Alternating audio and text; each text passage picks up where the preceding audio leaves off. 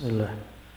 Bismillahirrahmanirrahim. Assalamualaikum warahmatullahi wabarakatuh. Alhamdulillah wassalatu wassalamu ala Rasulillah Sayyidina wa nabiyina Muhammad ibn Abdillah wa ala alihi wa sahbihi wa mawalah. Asyhadu an la ilaha illallah wahdahu la syarikalah wa asyhadu anna wa nabiyyana Muhammadan abduhu wa rasuluh. Allahumma fassalli wa sallim ala hadan nabil karim wa ala alihi wa sahbihi ajma'in, amma ba'd. Jamaah rahimakumullah, alhamdulillah wa syukurillah, di malam Rabu ini kita semua dipertemukan kembali di Masjid Darus Sa'adah. Mudah-mudahan Allah melimpahkan kebaikan, melimpahkan kesehatan, keberkahan buat kita, buat keluarga kita, istri kita, anak-anak kita. Semoga sehat, berkah, sakinah mawaddah warahmah. Dan juga mudah-mudahan di tempat ini kita bekerja, Allah limpahkan kemudahan pekerjaan kita, Allah limpahkan rezeki yang halal buat kita. Mudah-mudahan juga saudara-saudara kita yang kerja terutama malam ini, semoga diberikan kemudahan, kelancaran, dan juga diberikan kesehatan, dijauhkan dari segala musibah, eksiden, mara bahaya. Kita buka talim kita dan mengucapkan basmalah bersama-sama. Bismillahirrahmanirrahim. InsyaAllah kita akan melanjutkan tentang karakter suami yang soleh. Ya, karena kita suami, kita ingin tahu nih bagaimana Rasulullah SAW memberikan ciri tanda. Ya, istilahnya apa ya? Jangan ngaku suami soleh kalau tidak tahu karakter, kan mungkin begitu Pak. Nah, malam ini InsyaAllah kita akan melanjutkan di tipe yang kedua. Jadi kalau Bapak tidak tahu tipe yang pertama, tinggal putar saja, ada YouTube-nya Pak, radio suara HMM. Nah, di situ ada Pak, insyaallah. Kita awali dengan berdoa terlebih dahulu. Mudah-mudahan Allah melimpahkan kebaikan, keberkahan buat kita, dan mudah-mudahan ilmunya mendatangkan hikmah buat kita. Dari saya, jamaah boleh mengikutinya. Bismillahirrahmanirrahim.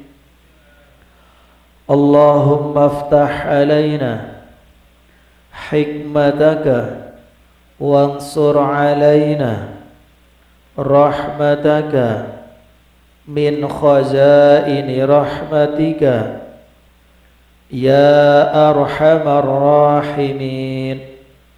Irhamna rabbi zidna ilman nafi'an wa amalan mutaqabbala wa rizqan halalan wasi'an.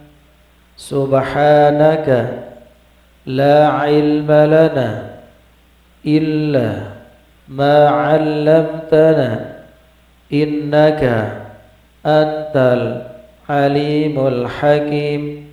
Wa 'alaika tawakkalna wa ilaika anabna wa ilaikal masir. Amin ya rabbal alamin.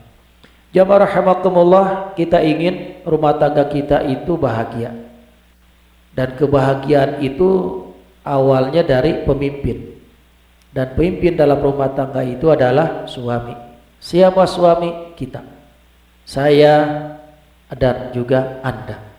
Karena kita telah berumah tangga, maka kita sudah mendapatkan gelar ya dari Allah. Orang yang telah berumah tangga, maka dia menjadi qawwamuna 'alan nisa, menjadi pemimpin terhadap istrinya, ya, terhadap zaujatinya, terhadap ahlinya, keluarganya. Maka kita berharap dengan materi ini, saya mengajak diri saya, keluarga saya, kita semua, ayo kita belajar menjadi suami yang soleh, menjadi suami yang memberikan contoh teladan buat keluarga kita. Di mana hari ini, saat ini kita melihat di dunia, termasuk juga di Indonesia, begitu luar biasa tentang KDRT atau keretakan dalam rumah tangga. Keretakan dalam rumah tangga itu tidak jauh masalahnya pasti dari suami Pak. Kita nggak bisa menyalahkan istri. Namanya istri itu kan bawahan. Masalah itu ya otomatis yang harus menyelesaikan itu bukan bawahan tapi atasan, suami. Maka rumah tangga itu bisa maju, bisa berkembang, itu tergantung siapa pemimpinnya, yaitu suami. Maka bagaimana kita menjadi suami yang soleh? Tentunya kita belajar kepada baginda Rasulullah sallallahu alaihi wasallam Kalau kita belajar selain kepada baginda Rasulullah, wallahu alam, gak ada jaminan. Bapak pengen belajar solehnya kepada si Fulan bin Fulan, tidak ada jaminan. Kalau Rasulullah jelas apa yang Rasulullah ajarkan itu selalu dalam bimbingan Allah SWT.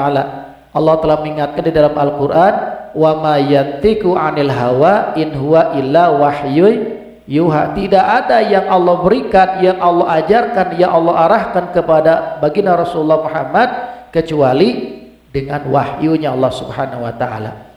Apa tipe yang kedua? Suami yang soleh, berwibawa dan pemurah. Nah ini Pak, wah ini siapa nih kira-kira? Mudah-mudahan tipenya gua ini nih, gua ini. Ah itu Pak, wah gua banget ini kan gitu Pak. Kalau orang Betawi bilang, wah ini gua banget ini materinya. Wah mudah-mudahan Pak, Bapak termasuk gua banget ini. Harus abang tuh ya. Orang Jakarta ya, gua banget ini, berwibawa dan pemurah.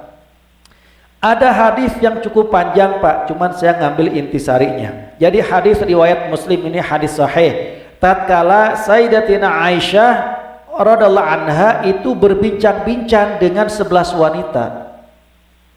Kemudian saat itulah ya, sebagaimana dalam hadis, jalasa ihda asyarati imra'atan fata'ahadna, ya 11 wanita itu berkumpul ya, wa ta'aqadna, dan berjanji ya, alla yaktumna min akhbari azwajihinna syai'an, untuk tidak menyembunyikan perihal tentang suaminya sedikit pun. Jadi ceritalah sama Sayyidatina Aisyah. Maka Sayyidatina Aisyah bertanya kepada wanita yang berkumpul itu, pada wanita yang ke-9, bagaimana suamimu?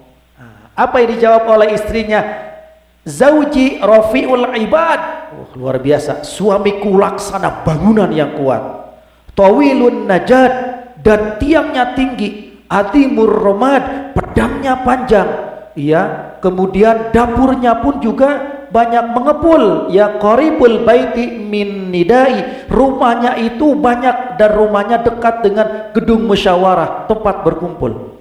Nah kita akan bahas nih Pak, kalau Bapak hanya sampai di sini, ini tipe apa nih saya bingung. Nah kita kan harus bahas Pak, kalau nggak dibahas ya nggak paham. Yang pertama, apa tipe yang dimaksud dengan hadis ini? Apa kata si perempuan tadi? Zauji rafi'ul imad, suamiku laksana bangunan yang tiangnya tinggi, rafi'ul imad. Orang Arab itu Pak, orang Arab mengumpamakan bangunan tinggi itu adalah tiangnya dengan yang terbuka tangannya untuk memberikan bantuan. Maksudnya apa? Bangunan tinggi itu tandanya bahwa rumah itu megah dan itu terbuka untuk orang lain. Itu maksudnya Pak. Jadi pemilik rumah itu akan memberikan terbuka pintunya, akan membantu mencukupi kebutuhan siapapun yang datang. Itulah makanya kenapa tipe rumah yang besar, kalau orang Arab menggambarkan rumah yang besar itu pasti orangnya pemurah dermawan. Itu Pak.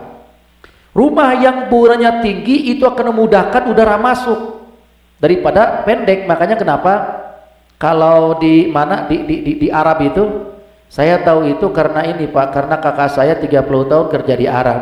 Jadi pada saat pulang ke Indonesia, ke Sukabumi, waktu itu buat bangunan, jadi atapnya tuh tinggi Pak. Jadi mungkin atapnya tuh bisa 4-5 meter gitu. Saya tanya kenapa kok tinggi-tinggi? Biar udara masuk gitu ya. Ternyata memang betul ya, jadi tinggi atapnya itu supaya udaranya masuk begitu. Dan di dalam rumah orang bisa melihat keluar dan orang luar pun mudah melihatnya. Betul Pak, orang yang rumahnya tinggi kan bisa melihat ke bawah dan orang bawah bisa melihat ke atas. Artinya apa? Orang tersebut punya wibawa. Orang tersebut punya wibawa. Bukan orang biasa-biasa, bukan pejabat, bukan. Karena banyak juga orang suaminya bukan pejabat tapi punya wibawa, dihargai, dihormati di masyarakatnya. Rumah yang tinggi dan megah itu menggambarkan penghuninya tuh kaya dan berharta melimpah. Artinya jadilah kita suami itu yang memiliki harta, gitu maksudnya Pak. Ya Pak ya, jangan sampai suami itu Sudah susah menyengsarakan keluarga lagi. Nah, itu kan terlalu, Pak. Tapi saya yakinlah ya, kalau kalian Freeport mah sejahtera ya. Yang penting sejahtera bukan untuk dirinya tapi juga untuk keluarga, Pak. Kemudian bagi orang Arab, seseorang yang rumahnya dibangun kelihatan sangat megah itu menunjukkan bahwa ia mempunyai sifat yang terbuka terhadap keluhan orang lain yang meminta pertolongan. Artinya penghuni rumah itu peduli dengan tetangga dan kerabat. Wah, ini dia ada karyawan KPI ini. Wah, ini gua banget ini. Wah, luar biasa kalau gitu, Pak. Ya, Pak. Ada karyawan Esos nih. Wah, ini gua banget ini. Oh, luar biasa kali itu. Ya, Pak ya. Bapak sudah punya rumahnya megah, kemudian punya tetangga. Mau apa?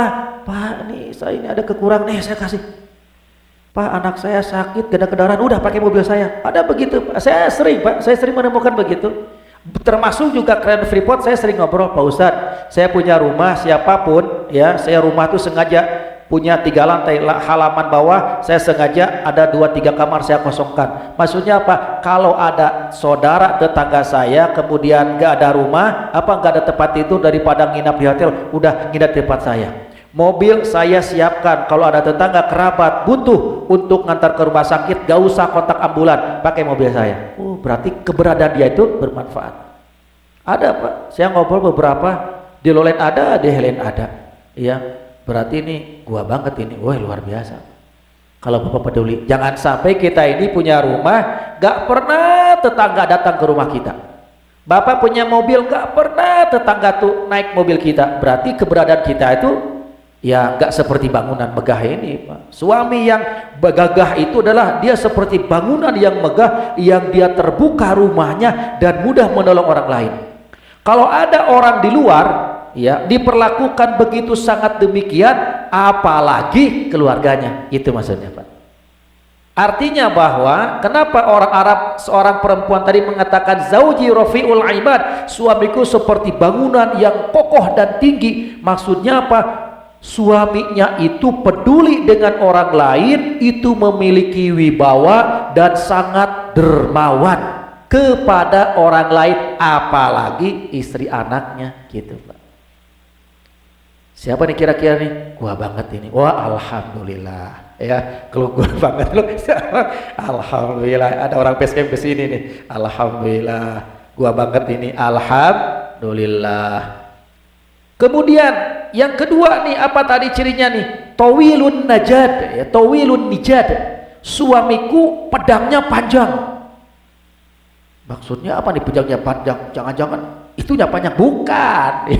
Bapak jangan berpikir negatif ya. Masa Ustadz berpikir negatif kan? Maksudnya apa? Perumpamaan memiliki pedang panjang itu adalah gambaran dari sifat seseorang yang memiliki ketangkasan, keberanian dan keteguhan dalam menghadapi lawannya, selain kehormatan karena sifat keberaniannya mempertahankan haknya dari serangan orang lain. Artinya apa? Suami itu dia seperti pedangnya panjang. Maksudnya apa? Orangnya berani dalam kebenaran. Tatkala ada orang lain menghina istrinya, maka dia pasang dada. Tatkala ada orang lain menghina keluarganya, maka dia akan membela mati-matian. Artinya apa? Dia punya harga diri.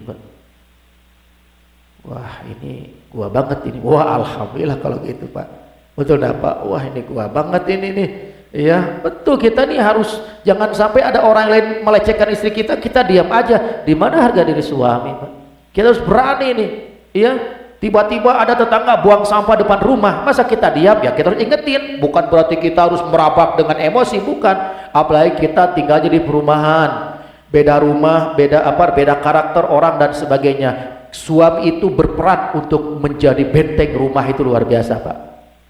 Sifat suami yang digambarkan dengan sifat-sifat ini adalah memiliki sifat mulia, bertanggung jawab dan melindungi orang-orang lemah. Ibarat orang punya pedang, berarti orang itu berani dan juga menjadikan benteng atau tameng bagi orang lemah. Gitu, Pak. Artinya apa? Suami itu tipenya adalah selalu membela orang-orang lemah.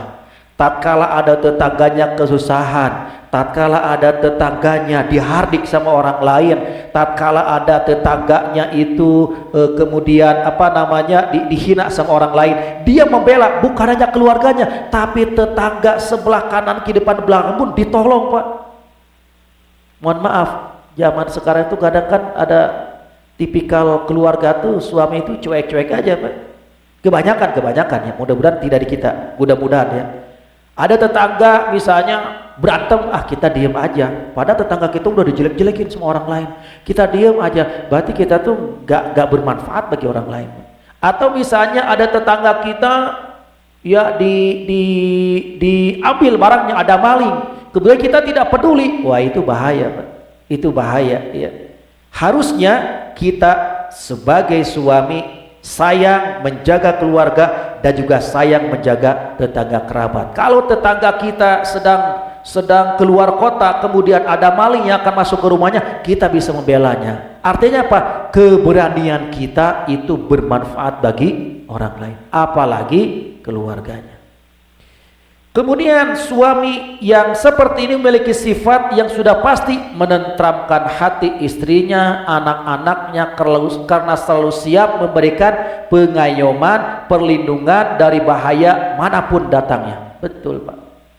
Ya, anaknya dibuli, seorang ayah ya pasti datanglah ke sekolahnya. Bukan berarti kita merabrak gurunya, bukan, tapi kita ngecek dari mana nih, kenapa anak saya dibully, apa masalahnya, peduli gitu loh. Ayah tuh peduli, jangan sampai istrinya bilang, ayah anak kita dibully, gak apa-apa, belum dicedera. Ya namanya anak kalau sudah dibully sekali, Pak, trauma, 2-3 kali trauma, maka ayah harus membela. Kenapa dibully nih? Cek langsung ke sekolahnya, telepon kepala sekolahnya, telepon gurunya. Kenapa? Masalahnya dari mana? Kalau emang anak saya salah, mohon maaf. Kalau anak saya tidak salah, tolong betulkan. Itu tanggung jawab ayah, Pak. Bukan Pak RT, bukan RW. Siapa ayahnya? Kita harus berani, Pak. Berani karena benar. Yang ketiga, ya, suami itu kata perempuan tadi, adimur romad. Suamiku laksana bangunan yang abu dapurnya banyak. Abu dapurnya banyak. Oh, berarti rumah saya kayak ini dong. Tempat pembakaran ikan, bukan ya, Pak ya. Ya, jadi rumahnya banyak abu itu bukan berarti rumah itu tempat penjual arang, bukan. Nah, itu sudah pasti ya, kalau rumah penjual arang pasti banyak kayu bakarnya. Itu sebuah perumpamaan. Maksudnya apa? Rumah yang banyak abunya di kalangan bangsa Arab itu adalah yang bersangkutan suka menjamu tamu sehingga dapurnya selalu ngebul gitu, Pak. Berarti rumah itu sering masak begitu.